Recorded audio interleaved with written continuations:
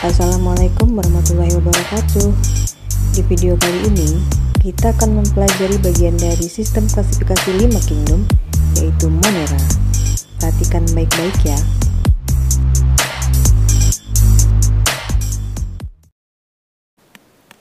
Monera adalah makhluk hidup yang memiliki satu sel, atau disebut sebagai uniseluler. Monera bersifat prokaryotik.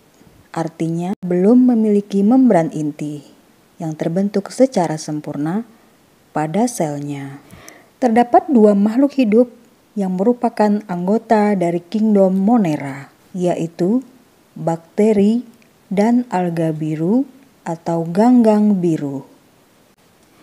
Anggota kingdom Monera yang pertama adalah bakteri. Pada bakteri memiliki struktur yang sangat sederhana. Umumnya tidak memiliki klorofil dan bersifat heterotrof, yaitu bakteri yang hidup dengan memperoleh makanan berupa zat organik dari lingkungan karena tidak dapat menyusun sendiri zat organik yang dibutuhkannya. Tempat hidup bakteri di mana-mana, misalnya di kulit, di mulut, di tanah, dan sebagainya. Berdasarkan bentuknya, bakteri terbagi menjadi 3 jenis, yaitu Bacillus,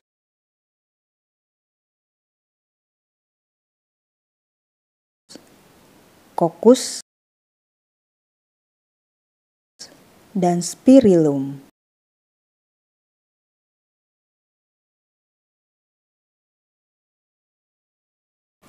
Jenis bakteri yang pertama, yaitu Bacillus. Bacillus merupakan bakteri yang berbentuk batang atau disebut sebagai basil.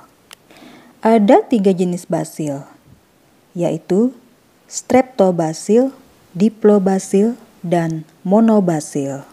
Streptobacil adalah basil yang berbentuk panjang seperti rantai.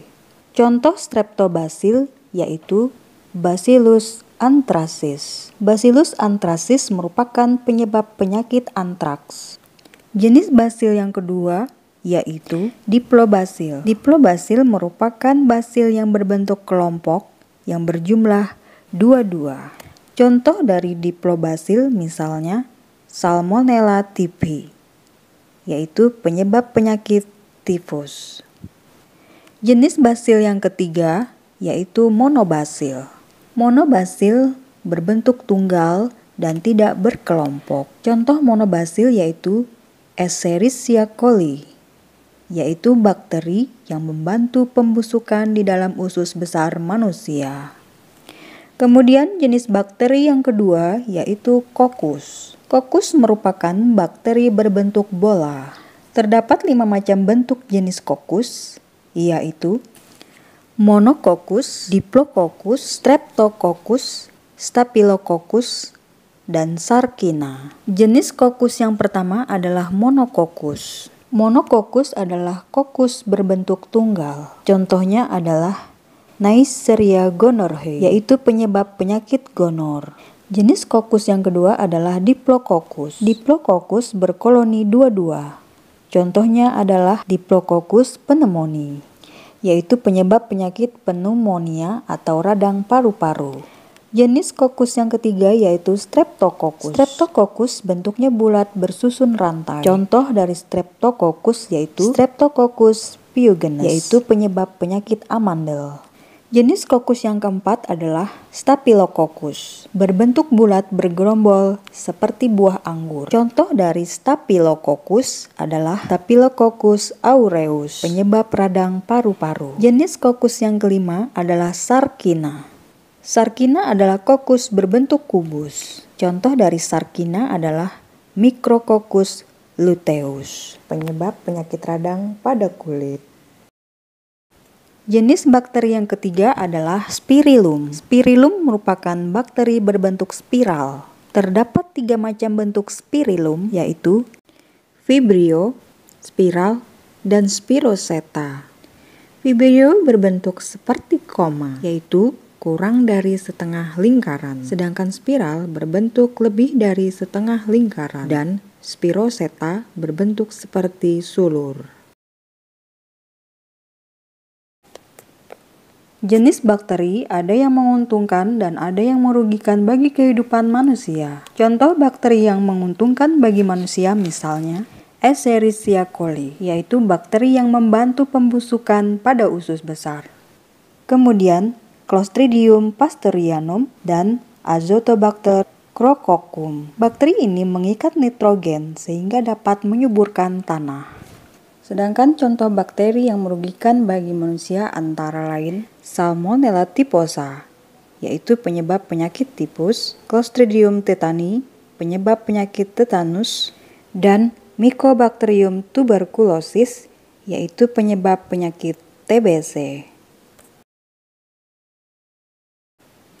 Anggota kingdom Monera yang kedua yaitu ganggang biru atau alga biru, atau yang disebut dengan Cyanophyta. Alga biru atau ganggang biru atau Cyanophyta ada yang bersel satu dan ada pula yang berkoloni bersel banyak, membentuk untaian beberapa sel dengan struktur tubuh yang masih sederhana. Berwarna biru kehijauan dan mengandung klorofil, sehingga ganggang biru termasuk dalam golongan makhluk hidup autotrof, yaitu makhluk hidup yang dapat memperoleh makanannya sendiri dengan cara menyusun sendiri zat organik yang diperlukannya dengan bantuan energi, seperti energi matahari dan kimia. Sehingga ganggang biru dapat melakukan fotosintesis. Selain klorofil, terdapat pigmen warna lain yang dimiliki ganggang biru, yaitu vicocyanin berwarna biru dan phycoentrin berwarna merah. Pigmen berwarna biru merupakan pigmen yang dominan pada ganggang biru. Ganggang biru dapat hidup di atas tanah lembab, batu-batuan, kulit kayu, air tawar, air laut, dan dapat menempel pada tumbuhan atau hewan.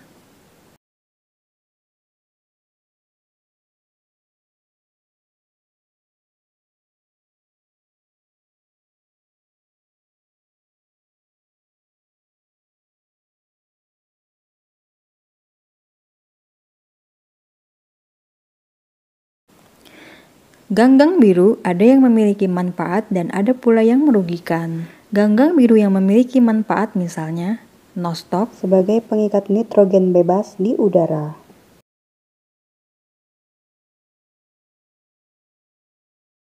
Anabaena azuli digunakan sebagai pupuk.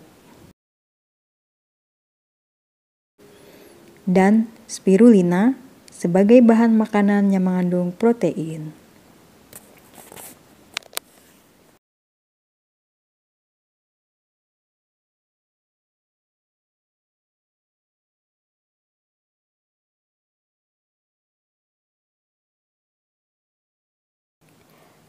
Nah, kita sudah mempelajari ciri-ciri bakteri dan ganggang biru. Sekarang, bisakah kamu menyebutkan perbedaan ciri-ciri antara bakteri dan ganggang biru seperti yang sudah kita pelajari bersama?